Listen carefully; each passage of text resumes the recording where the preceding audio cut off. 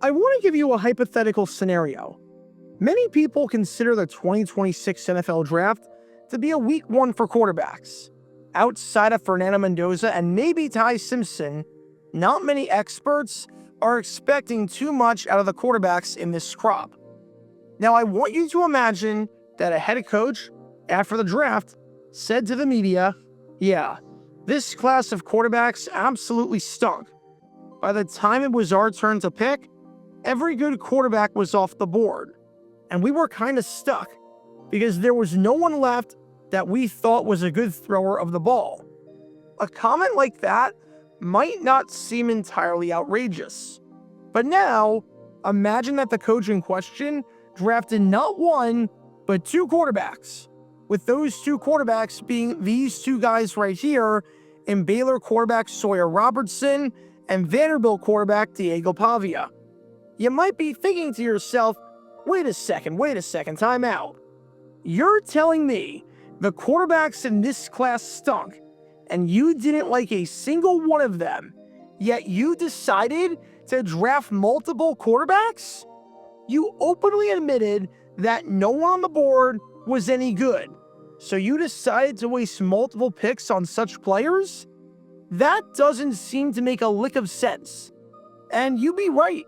And not only that, but you'd be proven right later on when the team decided to cut both Robertson and Pavia, with neither guy making the roster. Seems like a genius draft strategy to openly say that this class sucked at a certain position and there was no good player on the board at that position, so you took two of them. Well, I bring that insane hypothetical scenario up involving these two quarterbacks right here because, amazingly enough, it happened back at the 1959 NFL Draft. Seriously. The Pittsburgh Steelers are regarded today as one of the model organizations in the NFL, as they constantly win and are rarely, if ever, a bad team. It's been that way for the past 50 plus years.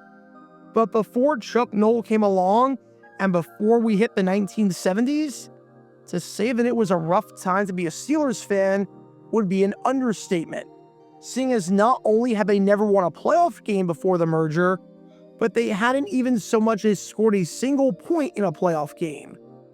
And if you want to know why the Steelers largely sucked back then, decisions like this one had to play a part in it. Because of the 1959 NFL Draft, Steelers head coach Buddy Parker did something extremely similar to that hypothetical scenario I mentioned at the top of the video.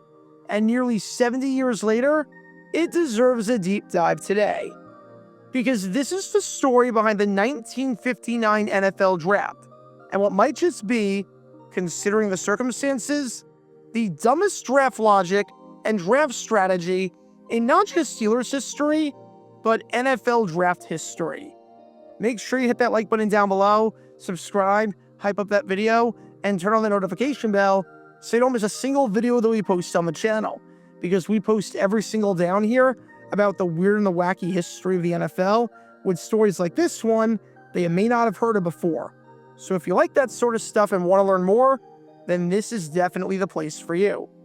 Thanks in advance for liking and subscribing, and for hyping up the video, and for helping us grow this community.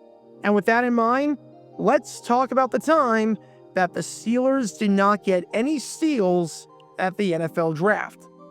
But before I talk about what exactly went down at the NFL Draft with the Steelers, we need some context to understand one of the biggest flaws of the Steelers, with that being, as you'll be able to tell through these lowlights, their anemic running game. There were 12 teams in the NFL back in the late 1950s, and during that time, you'd be hard-pressed to find a time where the Steelers were in the top half of the league in rushing offense. During the 1958 season, as in the year right before the draft, the Steelers ranked 9th in yards per carry and had a game against the New York Giants where they accumulated just 45 yards rushing on 1.8 yards per carry, at a time when the average team was averaging about 100 yards per game more than that on more than double the yards per carry. For what it's worth, in 1959, the following year, the Steelers ranked 10th in the NFL out of 12 teams in yards per carry. And in 1957, 1956, and 1955, for 3 straight seasons, the Steelers ranked dead last in the league. In fact, to find out the last time the Steelers finished the season outside of the bottom half of the league in yards per carry, you had to go all the way back to 1949, as in before the NFL AAFC merger even took place. For some even more perspective, here's a graph of all 13 teams in the NFL from 1950 to 1959 that played at least 2 seasons. So it doesn't include the Dallas Texans, who went bust after 1 year in 1952, and it does not include the original Baltimore Colts, who went bust after 1 year in 1950. The 13 teams are sorted by yards per carry across the decade, and unsurprisingly, the Pittsburgh Steelers ranked dead last, averaging just 3.4 yards per carry over the decade, at a time when just about everyone was averaging 4 or more. You get the idea. The Steelers needed a run game, and head coach Buddy Parker fully acknowledged that and was looking to address that in the 1959 NFL Draft. The problem? Well, even though the Steelers had no run game to speak of, as you're watching right now, the Steelers didn't exactly have a lot of draft capital to work with. 7 rounds into the draft, and this team right here, who was desperately looking to shore up their running game and get a good fullback, had no draft picks whatsoever. They traded their first-round pick to the San Francisco 49ers in exchange for quarterback Earl Morrall. They traded their second-round pick to the Detroit Lions in exchange for quarterback Bobby Lane. They traded their third and fourth-round picks to the Los Angeles Rams. They traded their fifth-round pick to Green Bay. They traded their sixth-round pick to Detroit, and they traded their seventh-round pick to Washington. The first time the Steelers were on the clock was with pick number 91, which was in the middle of the 8th round. And by that point, a lot of the highly touted fullbacks in the draft had gone off the board, including 3-time Pro Bowler Dick Bass and 2-time Pro Bowler Nick Pietrasante. And in the eyes of this man right here, Steelers head coach Buddy Parker, who unfortunately there aren't any good videos of, so we'll just have to deal with still images for the moment, there was no one good left on the board. All of the good fullbacks had been taken. Said Parker, "We did remarkably well in the draft, but by the time we started to draft, all the fullbacks with any reputation had been selected." I mean, that seems pretty clear-cut and dry. Parker wanted to find a good big man, in his words, and he failed to do so, because by the time the Steelers were on the clock, it was too late. The board did not play in their advantage. So when you look at this man right here in Buddy Parker, who openly admitted that the fullbacks left in this class sucked and couldn't play and weren't any good, you would logically seem to think that he wouldn't draft a fullback. Maybe he'd wait until the draft next year. Maybe he'd look to ship off some assets and trade for a fullback from another team. If you want an example, let's say you're hungry. There are a bunch of food places in the mall around you. However, all of the pizza places are closed, because the pizza places close an hour earlier than every other spot.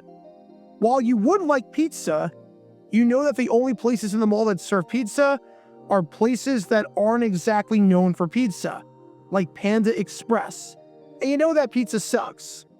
You don't need to get pizza. You can get any other food, or you can leave the mall and get pizza somewhere else. In theory, it should be like that with Buddy Parker. However, amazingly enough, it was not. Buddy Parker ate the pizza at Panda Express. Because despite Buddy Parker coming out and saying that the fullback class sucked and that there was no one good who was left, he decided to draft not 1, but 2 fullbacks. You heard that right. Parker drafted 2 players who he openly admitted were bad and had no reputation whatsoever. He said that he failed to draft a good big man and failed to draft a fullback with reputation. Yet he decided to draft two himself. And it's not as if this was a smokescreen, the way that Buddy Ryan was criticizing Keith Byers in the build-up to the 1986 NFL draft, only for Ryans to end up drafting Byers. Parker said this after the draft and after he already made those picks.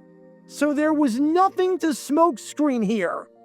The Steelers drafted LSU fullback J.W. Broadnax and Northwestern State fullback Charlie Toller, even after everything that Parker said, which, of course, raises the obvious question, why would you draft players that you knew would suck? I get it. The NFL draft was a crapshoot back then.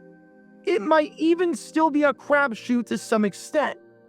But if you know a player is going to be bad, and you openly admit that no fullback is any good, and no fullback is going to help your team, then why on God's green earth would you draft a fullback? At least give yourself a chance at drafting a good player, then do whatever the heck this is, where you draft players you know will stink. But hey, maybe this strategy by this man right here might actually work out. Maybe in some complete alternate universe that makes no sense, the Steelers drafting players that they openly admitted would stink and wouldn't help them fill their pressing need at fullback would end up giving them a fullback. Reverse psychology, if you will. Alas, to the surprise of no one, these picks did not work out.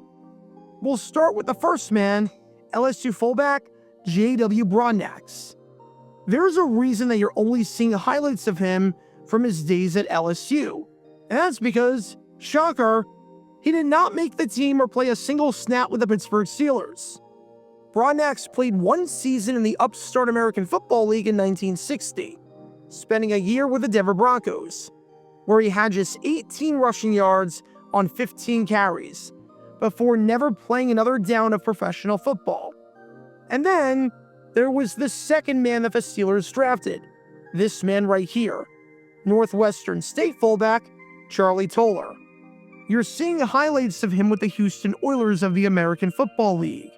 And to be fair to him, he actually had a very successful pro football career.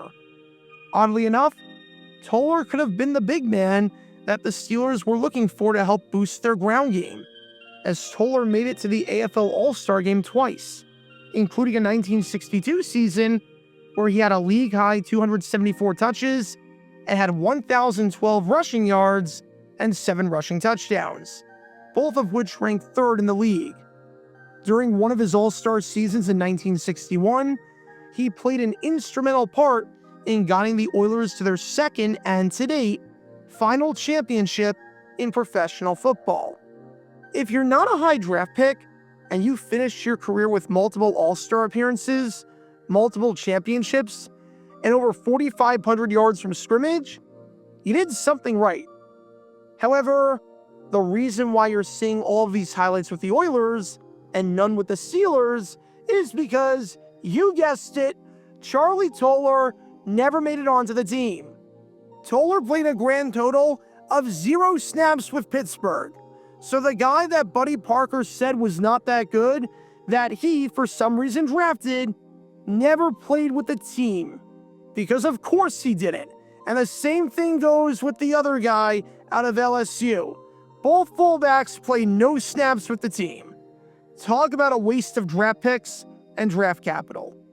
For what it's worth, Parker and the Steelers could not draft to save their lives back in 1959. As of the guys they drafted, only 3 of them played more than 1 season with the team, and only one of them, linebacker Rudy Hayes, played more than 2 seasons with the team. That's really, really bad. And look, players not panning out at the NFL draft is not unusual. Teams whiff on picks all the time. Heck, the 1974 Steelers are widely regarded to have the greatest draft class of all time, as if you include undrafted free agent Donnie Shell, there were 5 players in that class that made it to the Pro Football Hall of Fame. Yet, they drafted 12 players in that same class who never played a snap in the NFL. So in a vacuum, I'm not going to fault the Steelers for missing on 2 picks in the draft in 1959. However, when you publicly say that every fullback on the board sucks, and then you proceed to draft not 1, but 2 fullbacks, including J.W. Broadnax, and the man you've been watching this entire time in Charlie Toller, I'm going to fault you for that and for openly admitting that you're just wasting your picks on players that you think suck. Like I said at the start of the video, if you say that the quarterbacks in this class suck, and there's no one good on the board at quarterback by the time you get on the clock, and then you draft 2 quarterbacks, I'm going to mock you for doing that. So as a word of advice to any general manager or front office executive watching this video, this should go without saying, but amazingly enough, it might actually need to be said. If you think a player is bad, then don't take the player. What a concept. Because at the 1959 NFL Draft, when it came to their draft picks, the Steelers wished that they could take back their fullbacks. Check out our live streaming schedule for the next few days. We're live every single day on this channel, whether we're covering a sporting event or playing GeoGuessr or just taking your requests. So make sure you like and subscribe and turn on the notification bell so you don't miss a single time that we go live and so that you can join this community. Also, thanks to all our members and our Patreon supporters who get exclusive perks like their name at the end of each video, members-only Q&A streams, and cool emojis to use on videos and during streams. See how you can join this community and become a member or a Patreon member by clicking the link in the description below.